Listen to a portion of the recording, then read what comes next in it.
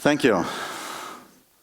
I hope you're feeling relaxed. I don't dare to tell anything after such an emotional talk, but I hope you're feeling relaxed. And I was wondering tonight if you came over to here, maybe a lot of people had to rush to get in time here, right? Yeah. Did you feel stressed, like, oh my God, I'm not gonna make it? Yes? So why did you do it? I mean, why didn't you stay at home and just do nothing, right? It's easier. No? But you're here. And I want to trigger you with one quote from a French philosopher from a long time ago, 17th century. His name is Blaise Pascal. And this quote goes as follows. He says, "All misery from mankind stems from the fact that human beings are unable to sit quietly in their room." I repeat,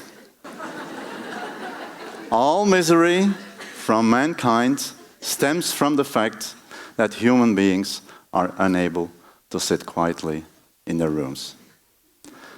17th century.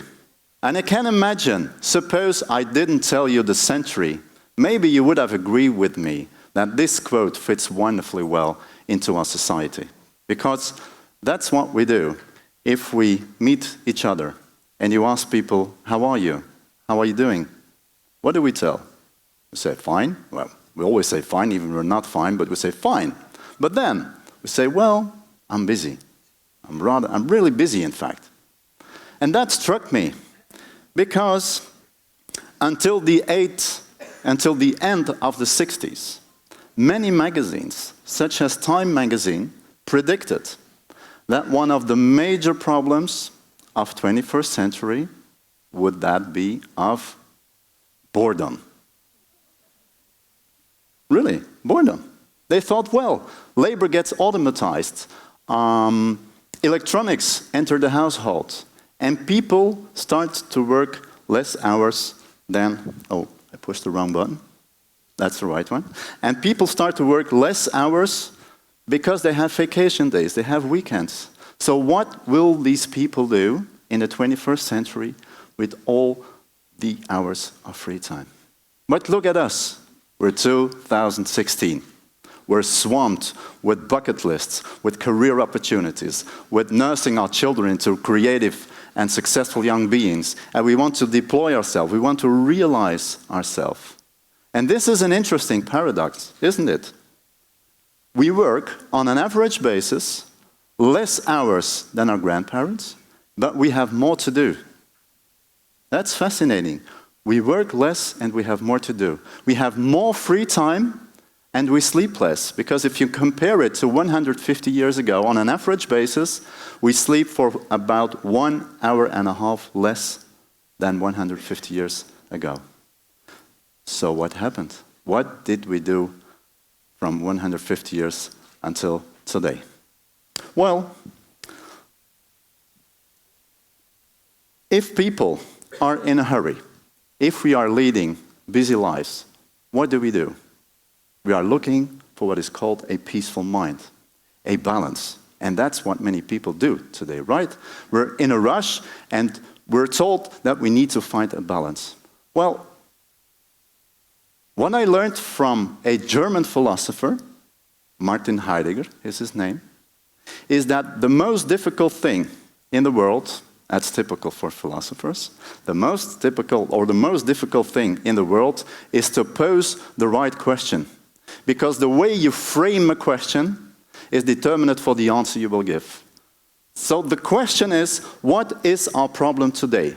Are we indeed looking after a balance we lost somewhere?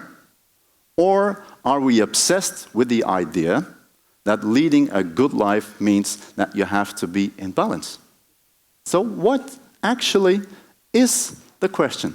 What is our problem today? Why are we complaining about the fact that we have so many things to do and at the same time we keep on doing them? So let me return one more time to Blaise Pascal, one of my favorites. Pascal, already in the 17th century, knew very well how human desire works. because his observation is so interesting. He said, look, people are complaining about the fact that their lives are too busy. But if you ask them, just simply do nothing, the only thing they want to do is to run away out of that room. Because people are so bad in doing nothing. Well, doing nothing may be some sort of fantasy a lot of people have. And at the same time, once you're in the midst of it, it feels like awkward, like, oh my God, there's nothing to do. Where can I go to? Now, let's get back to our time, 2016. What do we do? If we ask the question, what about the time? What is our relationship to time? Most of us work for about 320 days a year, their butts off. They do as much as they can, as efficient as they can. Leaving them with 40 days in which they try to do nothing. And then they are seduced by all kinds of advertisements from vacation resorts, selling them like, this is the whole of paradise, you don't have to do anything. Just lay down next to the swimming pool, having your cocktail, and don't do anything. Well, maybe. Could be interesting.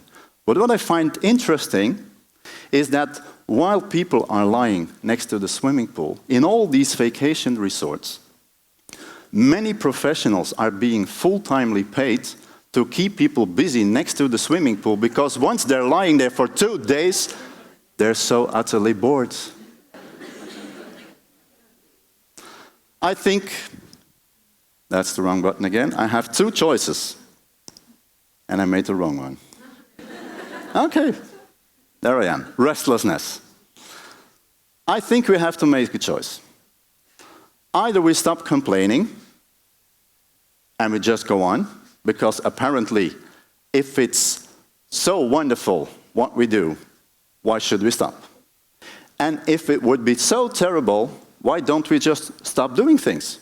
Because if it would all be awful, why would we do it? Now, Pascal's conclusion was, all misery stems from the fact, etc., etc. That's a rather negative conclusion. I try to look at it from a different angle. Why not try to look at the way we, and that's what I call restlessness, at the way we are restlessly seeking for making something of our life.